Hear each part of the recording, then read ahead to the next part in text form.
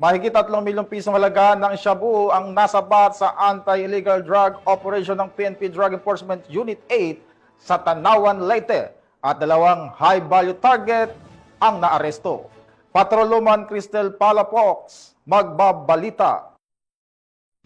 Tinatayang 3,604,000 pesos ang halaga ng shabu ang nasabat sa 2 high-value individual sa kinasang bypass operation ng mga operatiba sa Bypass Road, Barangay Baras, Tanawan, Leyte. Bandang alas 12:23 ng umaga nang ikasang operasyon ng mga tauhan ng Regional Police Drug Enforcement Unit 8 sa koordinasyon sa Tanawan Municipal Police Station. Narecover sa mga suspek ang 9 na pakete ng hininalang shabu na may tinatayang timbang na 530 gramo na nagkakalaga ng 3,604,000 pesos, isang 500 peso bill na ginamit bilang buy bust money kasama ang 15 na 1,000 peso bill at isang 500 peso bill na ginamit bilang budol money, isang motorsiklo at mga drug paraphernalia.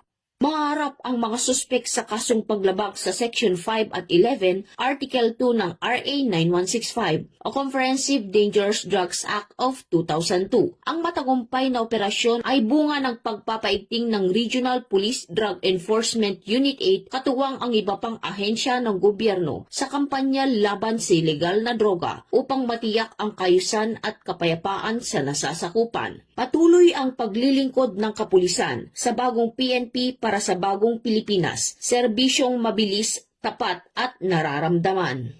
Mula dito sa Eastern Visayas, ako ang inyong PNN correspondent, Patrolwoman Palafox, alagad ng batas, tagataguyod ng Balitang Pulis.